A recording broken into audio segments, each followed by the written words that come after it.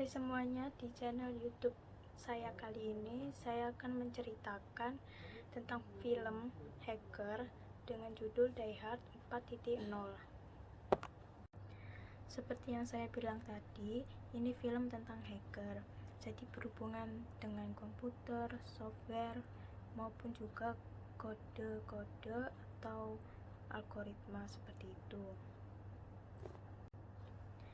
Di sini ada penjahat ini memiliki alat-alat yang canggih dan pastinya ada bos dan anak buah. Si penjahat ini meminta bantuan kepada para hacker. Nah, para hacker ini disuruh mengirimkan sebuah kode atau algoritma kepada si penjahat ini. Jika mereka berhasil, mereka akan dikirim uang atau ditransferkan ke nomor rekening mereka sebesar 50.000 US dollar. Pasti mereka kan tergiur gitu dengan jumlah yang pastinya tidak sedikit, dan itu sangat banyak jika dirupiahkan. Nah, para hacker ini juga berkompetisi dan bersaing, dan ada satu orang dia itu berhasil lalu dikirimkan uang sebesar 50.000 US dollar ini. Nah, pas dia sampai rumah kan ada temannya itu sedang bermain game, lalu komputernya itu seperti error. Dia itu menyalahkan temannya atau menyalahkan dan menanyakan juga, apa yang kau lakukan pada komputerku, kok seperti ini gitu. Terus temannya itu menjawab, aku juga tidak tahu, aku tidak menyentuh barang milikmu sama sekali. Lalu dia itu kayak, aduh kok gini gitu. Terus akhirnya dia mengotak-ngatik komputernya, kenapa kok error seperti ini, padahal tadi baik-baik saja. Lalu dia menekan tombol delete di keyboard komputernya.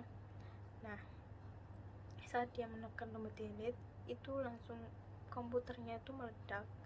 Tidak hanya komputer tapi seisi rumahnya itu semua.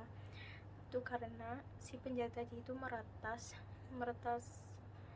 akun dia, seperti apa yang ada di komputer itu, ID, terus user, seperti itu. Jadi saat dia menekan tombol delete itu langsung otomatis akan meledak. Nah, jadi dia itu hanya sementara menikmati kesenangannya, hanya menerima 50 US dollar, tapi tidak bisa membeli apa-apa karena dia pun sudah mati. Di lain waktu dan tempat, ada seorang detektif yang bernama John McClane NYPD. Dia ini diminta tolongkan oleh temannya lewat telepon yang bernama Scavino. Si Scavino ini minta tolong untuk menjemput hacker yang bernama Matthew Farrell, karena setelah kejadian itu, yang awal cerita, si penjahat itu kan meretas data-data dari si FBI. Nah, mereka itu ingin para hacker ini tuh seperti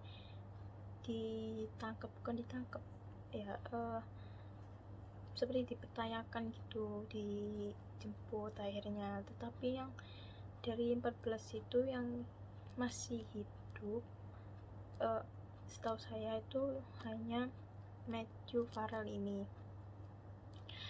Akhirnya saat si Johnny bertanya, kenapa kamu menyuruh saya kok ke orang lain, si Scavino ini menjawab, saya tidak percaya dengan orang-orang yang berseragam. Lalu akhirnya si John berangkat ke rumah si Matthew Farrell ini. Tidak lama kemudian si John McClane ini tiba di rumah Matthew Farrell. Lalu si John McClane ini menggedor pintu si Farel ini. Si Farel pastinya panik, siapa dong ini malam-malam kok menggedor pintuku. Dia kan juga lagi mengakses komputernya gitu, dia kan juga hacker, pasti kan dia panik gitu, kalau ada apa-apa, apa aku ditangkap atau apa seperti itu. Tidak lupa sebelum berangkat tadi si John ini juga sudah mempersiapkan pistol, pastinya kan detektif mempersiapkan pistol, peluru seperti itu. Nah, lalu si Farel ini menanyakan sama orang yang menggedor pintu, ini siapa gitu. Terus si Johnnya ini menjawab NYPD. Lalu si Farel ini kayak menghindar gitu dengan menjawab apalah gitu, biar si John tidak bisa masuk. Nah, lalu akhirnya dia membukakan pintu. Apa aku boleh lihat identitasmu? Si Farel menanyakan seperti itu pada si John. Detektif NYPD. Lalu si John ini bertanya, apa benar kamu ini Farel? Si Farel ya pastinya tidak mengakui namanya sendiri karena dia takut dia menyamarkan namanya. Tetapi ada temannya lewat dan memanggil nama aslinya, "Hai, meet you Farel." Akhirnya si John ini seperti ekspresinya kayak dia itu tahu kalau si Farel ini pasti berbohong, ini tuh pasti si Farel kan. Si detektif kan pasti sudah berpengalaman mana yang benar, mana yang salah, seperti itu. Akhirnya si John diperbolehkan masuk oleh si Farel. Oh ya, sebelum dibukakan sebelum pesudah gitu ya, karena sudah beberapa hari yang lalu dia agak sedikit lupa. Seingat saya ini sebelum membukakan pintu untuk si John ini, si Farel ini tergesa-gesa untuk mematikan komputer, tapi dia sudah panik karena si John ini menggedor pintunya terus kan. Lalu saat kalau tadi kan saya bilang kalau menekan tombol delete di keyboard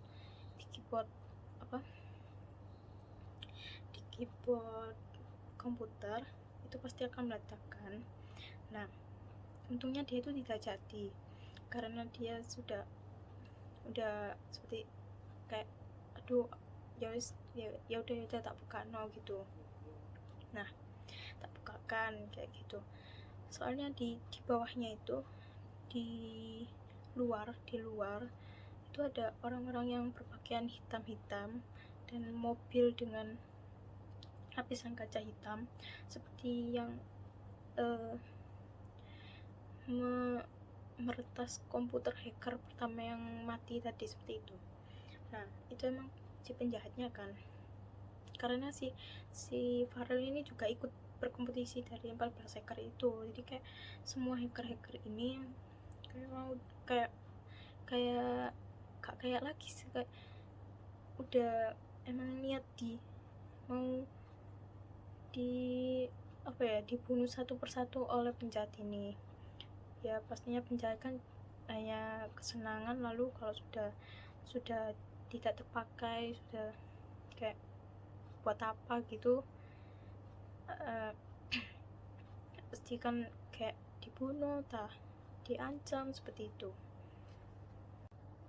Lalu sebelum si John ini datang, si Farel ini udah berkomunikasi dengan temannya yang username-nya tuh Warlock, tapi sebenarnya tuh itu bukan si Warlock, itu yang memakai baju hitam yang awal tadi, yang meretas komputer si hacker pertama tadi, yang akhirnya rumahnya meledak, seperti itu. mobil berwarna hitam dengan lapisan kaca hitam, berbagai serba hitam seperti itu. Nah, itu dia bersekongkol dengan penjahat. Nah, emang si Farel ini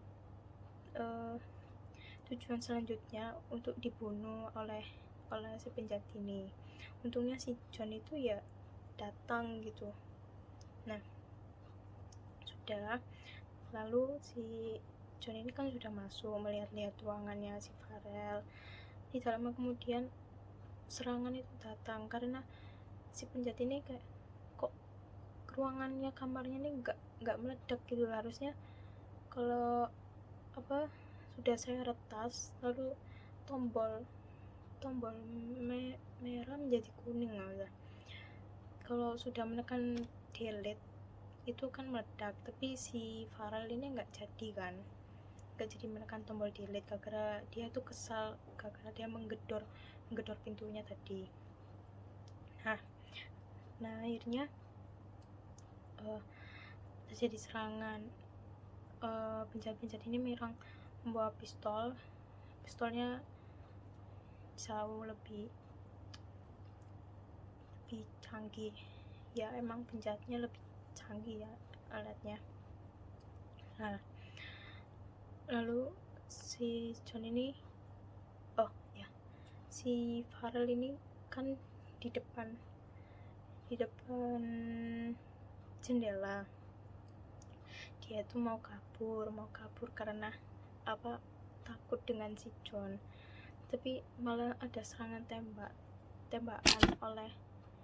tembakan oleh si penjahat ini. Ya untungnya dia itu menghindar tidak terkena pistol tadi oleh si penjahat itu. Lalu si John kan pastinya juga kaget gitu, ada apa ini. Terus akhirnya dua-duanya tuh menunduk supaya tidak terkena serangan oleh penjahat itu. Si John langsung mengeluarkan pistolnya dan menyerang balik penjahat itu. Si Farel ya pastinya takut, dia tidak tahu apa-apa gitu loh. Kok aku diserang gitu, salah apa lagi. Dia tuh kayak kok aku lagi seperti itu, tipe orangnya seperti itu. Nah, lalu sudah bereskan semua. Si John ini yang menembakkan semua penjahat ini. Mereka berdua berhasil kabur. Semua penjahat akhirnya ada dua yang masih hidup, tapi si John sama Farel ini berhasil kabur dengan mobilnya si John ini. Sambil si Farel ini membawa alat hackernya, komputer seperti itu, alat hacker, karena si NYPD John ini udah bilang bawa alat-alatmu, kan kamu dipanggil oleh FBI gitu. Kayak dia itu kenapa gitu. Ternyata nanti saya ceritakan kenapa dia dipanggil gitu, seperti itu. Besok paginya mereka berdua sudah sampai di kota Washington, karena si Scavino sebelumnya tuh bilang antar dia sampai ke dalam gedung Howard di Washington. Lalu si Farel ini dalam keadaan tidur dan si John ini kayak sengaja membangunkan dia sambil mengeraskan volume radio. Akhirnya si Farel ini terbangun, tapi sampai itu tidak langsung sampai ke tujuan karena si Farel ini aslinya masih menjadi buronan penjahat ini. Emang niatnya mau dibunuh. Sampai terakhir nanti dia tuh emang dicari karena seperti menghilangkan bukti gitulah. Kan penjahat biasa kayak udah gak terpakai, seperti yang sebutkan tadi. Kalau udah gak terpakai pasti dibunuh, diancam, apalah kayak gitu.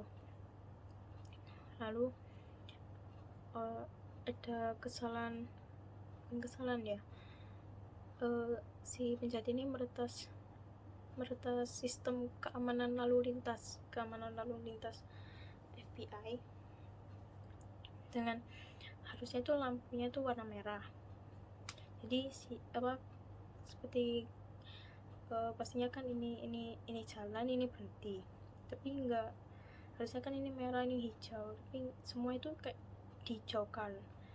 Pertama itu ini merah, terus mendadak dihijaukan. Nah itu penjahat itu meretas data dari si FBI itu supaya si Farel ini terjebak di jalanan. Untungnya kan si Farel ini bersama dengan si John terus sampai akhir film ini. Nah lalu sudah kacau, jalanan kacau karena semua mobil bertabrakan, dan FBI mulai, kok apalagi ini, kemarin kekacauan data lainnya diambil, sekarang sistem keamanan, seperti itu. Akhirnya si John dan si Farel ini memilih jalan keluar dengan berjalan kaki karena tidak ada jalan lain untuk mobil karena semua bertabrakan, kacau gara-gara ulah si penjahat ini. Lalu mereka berjalan kaki ke tujuan yang disuruh Scavino tadi, di gedung gedung Howard. Nah sudah sampai bertemu dengan Bowman itu orang penting ya. Bowman dia maksudnya paling penting posisinya di FBI, yang menyuruh semua bawahannya ini untuk mencari para hacker ini.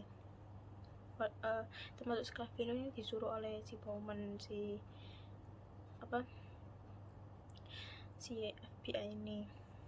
Nah akhirnya kan udah sampai sambil berjalan kaki, si Farel itu kayak tidak ada makanan, coklat atau apa, mahku kambuh apa kayak seperti itu. Si Bowman itu hanya nggak ada gitu.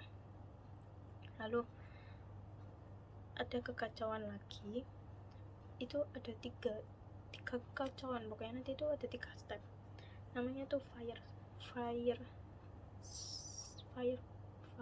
sale.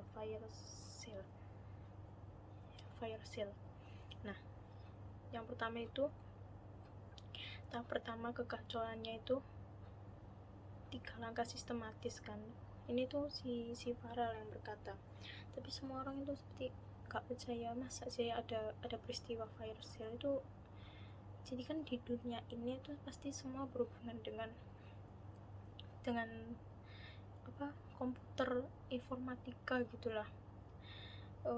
Walaupun seperti mengendalikan lalu lintas di bank itu kan semua pakai kode apa, itu kan pasti berhubungan dengan komputer.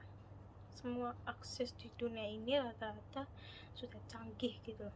Nah jadi ini si Farel tuh bilang, masa ini tuh fire sale deh, soalnya fire sale ini hanya orang-orang tertentu yang kayak cerdik gitu loh, kayak pinter banget, wow, sampai si Farel ini yang pinter hacker aja, wow, masa ada beneran peristiwa seperti ini. Fire sale sendiri ini ada 3 tahap. Yang pertama itu merusak sistem informasi, sudah kan yang paling pertama tadi. Yang kedua itu keuangan dan telekomunikasi. Yang ketiga mengacaukan semua sumber daya lainnya seperti gas, air, listrik, nuklir, yang pada dasarnya sudah saya bilang tadi, hampir semua itu dikendalikan oleh komputer kan. Nah Vercel sendiri ini Vercel itu 3 langkah sistematis untuk menyerang seluruh infrastruktur nasional. pasti kan kayak jadi kacau. Ini kan data-data dari apa negara gitu loh. Jangan sampai dicuri atau diretas oleh si penjahat hacker kayak gitu. Tapi ini tuh udah benar-benar kacau, sampai terakhir di tengah film itu malah lebih kacau lagi. Saat si Matthew ini berbicara tentang fire sale, si Bowman tuh kayak, kamu ngapain berbicara seperti itu tentang fenomena itu kayak seperti mitos, gak ada gitu, gak ada peristiwa seperti itu. Tapi si John, dengarkan dulu anak ini, pasti dia itu ada hubungannya dengan kejadian ini dan kita pasti kayak membutuhkan gitu loh. Nah setelah itu si Bowman kayak ya udah gitu. Si Bowman lalu menyuruh mengkawal anak ini bersama John, lalu dengan sopir juga dibawa di garis depan, lalu dengan mobil kan. Nah di mobil itu kan pasti ada petunjuk arah, mereka itu mau kemana gitu, ke garis depan itu.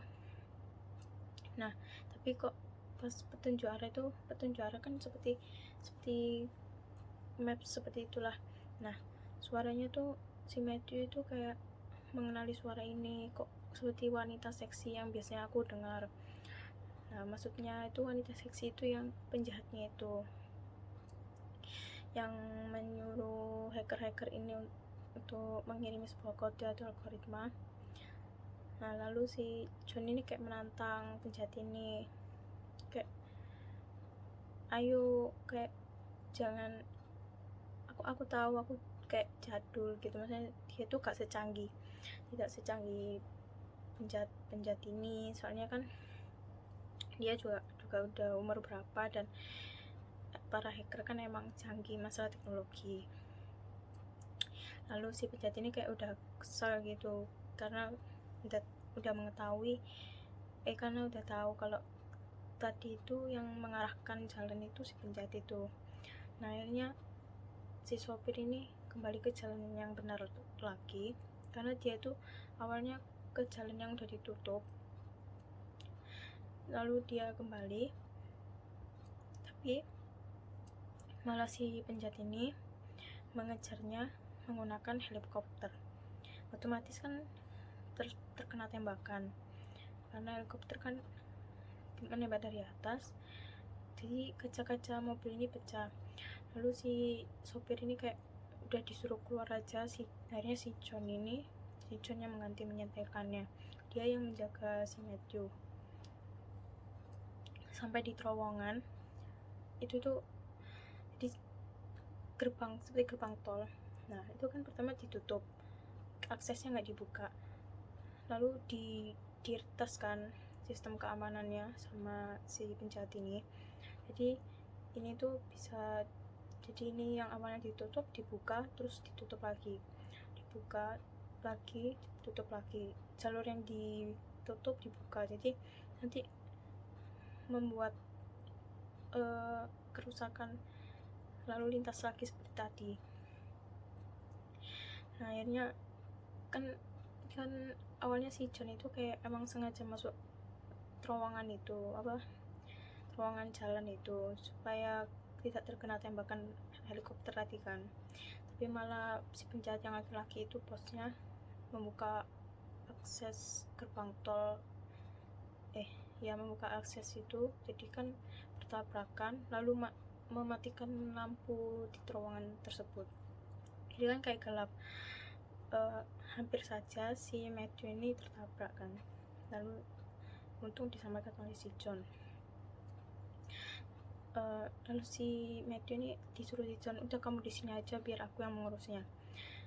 Si John ini mengurusnya itu dengan mobil ini kan.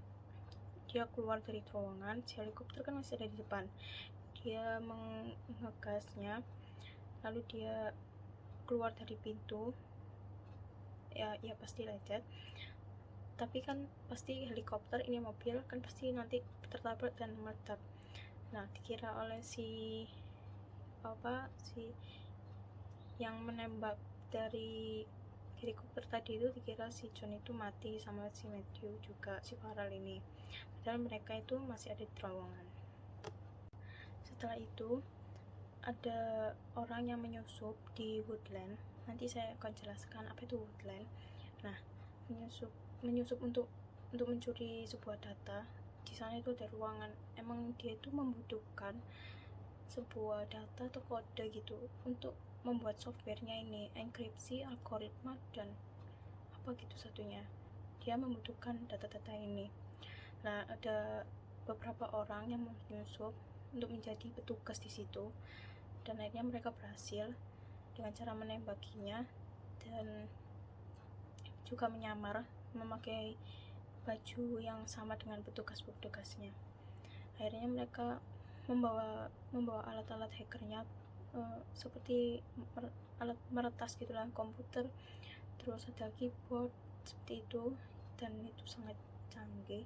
Itu di kabel-kabelnya dicolokkan pada komputer itu, terus kayak memindahkan data seperti itu. Nah, lalu para penjahat ini kayak memanipulasi sebuah video gedung putih. Jadi seakan-akan yang melihat itu gedung putih itu roboh, hancur, padahal saat dilihat langsung itu gedung putihnya itu kayak utuh ya, masih aman seperti itu. Jadi kayak hanya di video, jadi itu kayak sebuah editan ya, bisa dikatakan itu kayak hoax seperti itu gak sih? Terus jangan mudah percaya, tapi emang kayak seperti asik, keren.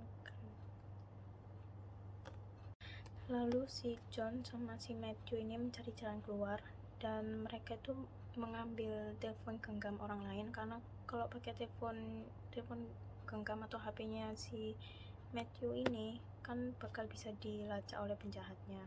Jadi kan ceritanya tadi mereka itu udah mati tertabrak helikopter kan, jadi kayak dikira penjahat itu mereka udah tewas, udah mati, kayak udah tenang gitulah, gak ada gangguan, kayak ya udah gitu. Akhirnya berhasil, padahal mereka masih hidup. Jadi mereka berusaha semaksimal mungkin agar tidak ketahuan. Lalu si John sama si Matthew ini mencuri mobil juga, tapi tidak dengan mengotak-atik kabel, dengan mode suara, dan akhirnya berhasil. Mereka menuju ke woodland, tempat yang tadi yang sangat penting oleh penjahat itu, yang ingin dicuri data-datanya. Di situ sangat lengkap sekali, dan emang ada ruangan khusus seperti kabel-kabel gitu, kabel yang menyimpan data-data atau kode algoritma seperti itu. Dan aslinya akses pengamanannya itu sangat ketat, memasukkan kata sandi ya, seperti masuk ke ruangan itu butuh kode, itu menggunakan algoritma seperti itu. Lalu kan si John dengan si Farrell ini menuju ke Eastern Power Hub, karena si perempuan penjahat tadi yang pintar bela diri, dia menuju ke sana dengan helikopter dan anak buahnya. Nah, saat sampai, si John dan si Matthew ini mengendap-endap karena ada dua penjaga kan, tapi mereka berhasil untuk melakukan perlawanan si John. Nah, si Matthew Farrell ini membantu dengan cara untuk menyelesaikan bagaimana bisa mengembalikan data itu tadi kan. Tapi sebelum itu mereka berhasil ke tempat si cewek tadi, yang dengan penuh komputer dan keyboard untuk mengakses data, yang tulisannya itu kayak power grid gitu, kayak untuk kayak mengakses data gitu, mengambil data untuk mereka yang butuhkan. Nah, dengan penuh kabel. Nah, lalu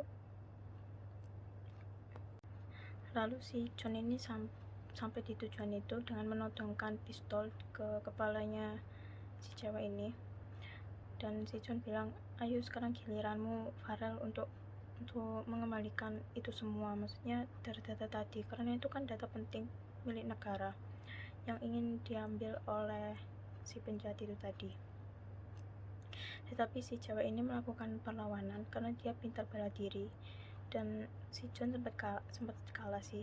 Dia terjatuh dari lantai berapa sampai berapa, dan dengan akalnya dia kembali dengan membawa mobil.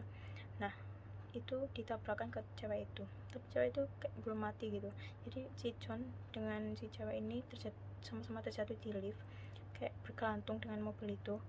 Dan untungnya si Farel ini membantu dengan menembakkan ke perempuan ini. Akhirnya perempuan itu jatuh dan mati, lalu menolong si John ini untuk naik ke atas. Setelah berhasil, si Gabriel itu penjahat itu, dia kan ada kayak fitur feed call di komputernya, kayak menanyakan gimana sudah berhasil atau belum, dan yang mengangkat itu si John. Nah, jelas si Gabriel ini tambah kesal, kayak kok masih hidup, orang ini ternyata masih hidup gitu kan. Awalnya mereka dikira udah mati, ternyata mereka masih hidup. Dan si John bilang, kenapa kamu mencari cewek tadi sudah mati. Dan si Gabriel membalaskan dendamnya dengan mengaktifkan gas-gas di Aston for Hope tadi, di pipa-pipa itu. Nah, tapi sebelum itu kan mereka udah diputus sambungannya, udah tidak telepon lagi. Nah, si John ini meminta Farel untuk menghubungkan si John ini dengan Bowman. Lalu si John ini bertanya, apa kamu kenal penjahat ini? Kan dikirim gambarnya oleh Farel ke FBI, jadi kayak keluar gambar gitu di layar. Ternyata iya, aku kenal, dia dulu bekerja di sini juga. Si Gabriel itu dulu sempat berteman dengan si Bowman, maksudnya sempat saling kenal. Nah, si Gabriel ini dulu kepala programmer DoD bagian infrastruktur keamanan. Setelah kejadian WTC, dia tuh emang udah jahat dari dulu sih, sifat jahatnya udah keluar, tapi masih belum sejahat sekarang. Lalu dia tuh kayak tiba-tiba itu keluar pekerjaannya dari situ. Dia ingin membuat ternyata Woodline itu yang membuat itu si Gabriel. Pertama itu Bowman itu nggak tahu Woodline itu apa, karena dia mendengarkan pembicaraan ada 2 orang itu. Lalu si siapa itu, Bowman bertanya, apa itu Woodline, kenapa kalian menutupinya dari aku? Jadi Woodline itu akhirnya kan awalnya alarm Woodline itu menyala. Lalu si 2 orang ini panik, dan si Bowman itu mendengarnya. Lalu dia bertanya, apa Woodline itu, kenapa kalian menyembunyikannya kepadaku? Itu si 2 orang ini akhirnya memberitahu Woodline itu milik NSA, fasilitas aman di luar Baltimore, sebuah tempat cadangan yang dibangun setelah peristiwa WTC untuk membackup semua informasi finansial jaringan diserang semua. Jika saat jaringan diserang, semua data keuangan secara otomatis di-download ke komputer server yang ada di sana, seperti bank, Wall Street, dokumen, semuanya pada dasarnya adalah cadangan untuk kekayaan akumulasi Amerika. Jika Gabriel ini bisa masuk ke Woodland, dia mungkin akan mencoba memindah data ke hard disk portable. Kemudian dia bisa mengakses rekening itu dimanapun, miliaran dolar untuk dia sendiri. Akhirnya si kan itu tadi meledak ya, tapi untungnya mereka selamat, si John sama si Matthew, dan mereka menuju Woodland menggunakan helikopter yang digunakan cewek tadi yang penjahat itu. Nah setelah itu meledak kan, itu kan tempat kayak pembangkit listrik gitu, jadi pas itu meledak semua kota itu padam lampunya. Nah si Matthew Farrell ini bilang, ayo kita ke Warlock aja. Warlock itu teman si Farrell, dia hacker juga. Terus si John itu bertanya saat mengendarai helikopter, rumahnya itu yang mana, cari aja yang lampunya bisa menyala, karena si Warlock ini bisa menyalakan lampu itu walaupun semua padam, rumah dia tetap menyala lampunya. Saat sudah sampai, si Warlock itu kayak, ngapain saya kesini, dia tuh gak suka didatangi oleh polisi. Akhirnya si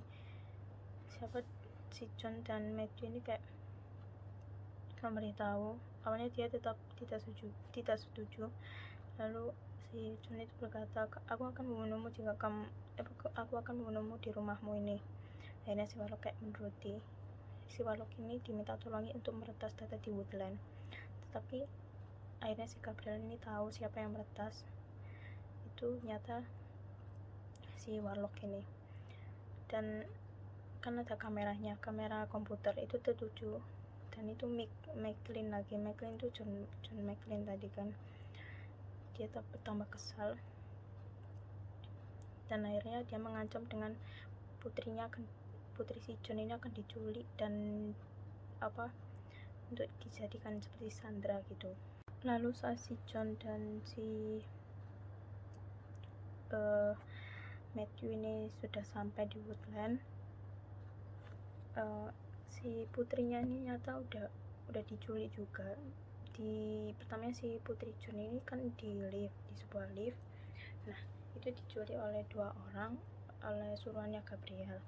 Nah tapi si putrinya itu udah tanya dia dulu identitasmu, tapi tetap aja gak mengetahui kalau itu penjahat ya. Jadi kayak iya aja gitu, tapi dia berusaha melawan tapi tetap tidak bisa. Dan akhirnya si Gabriel ini kayak mengancam gitu, tetapi si John tetap menantang, dan dia sangat berani. Saat itu si John melakukan perlawanan dengan penjaga-penjaganya Gabriel. Nah si Matthew Farrell ini ke ruangan data yang tadi saya sebutkan, data yang penuh dengan kabel ruangan data yang penuh dengan kabel yang disambungkan oleh penjahat tadi untuk mencuri semua akses itu yang saya jelaskan di Woodland. Itu kayak ruangan inti gitu, tapi ketahuan oleh pengawalnya Gabriel, jadi dia juga ditangkap bersama putri si John ini. Tapi si Gabriel ini berhasil kabur sebelum si John sampai di ruangan itu. Akhirnya mereka itu menuju ke markas mereka. Si Gabriel ini menuju markas mereka. Nah pertamanya itu yang menyetir sebuah truk itu kan anak buahnya si Gabriel, tapi dia ambil alih oleh si John karena si John melakukan perlawanan. Dan kok ini bertambah cepat, nyata itu si John dan si Gabriel itu kayak, kok orang ini kayak terus bisa mengejar seperti itu. Lalu kan si Gabriel ini kan bisa kayak tadi kayak meretas suara gitu. Dia menyuruh pesawat kecil gitu yang bisa menembakkan itu. Nah itu suruh menembakkan ke truk tadi karena yang menyetir itu si John sendiri. Tetapi si John dengan akalnya dia bisa kabur, maksudnya bisa melewatkan itu semua dan berhasil ke markas yang Gabriel tadi. Awalnya dia juga kalah ditembak, tapi sebelum dia sampai, dia udah menghubungi Bowman untuk segera datang di sini ke markas ini dan selamatkan putriku juga. Lalu akhirnya saat si John ini kan juga tertembak dan dipegang oleh si Gabriel. Akhirnya dia itu menyelamatkan dirinya dengan menembakkan dirinya sendiri biar pelurunya itu menembus ke si Gabriel kan. Untungnya si FBI itu datang tepat waktu dan menyelamatkan mereka semua. Jadi semua data yang di komputer itu aman karena sudah diambil alih oleh Matthew Farrell, lalu diambil alih oleh FBI. Seperti itu penangkapan oleh saya. Jika ada salah kata mohon maaf, dan maaf jika suara saya kurang keras karena agak bermasalah dengan kesehatan. Mohon maaf jika ada salah kata. Terima kasih telah menonton channel saya.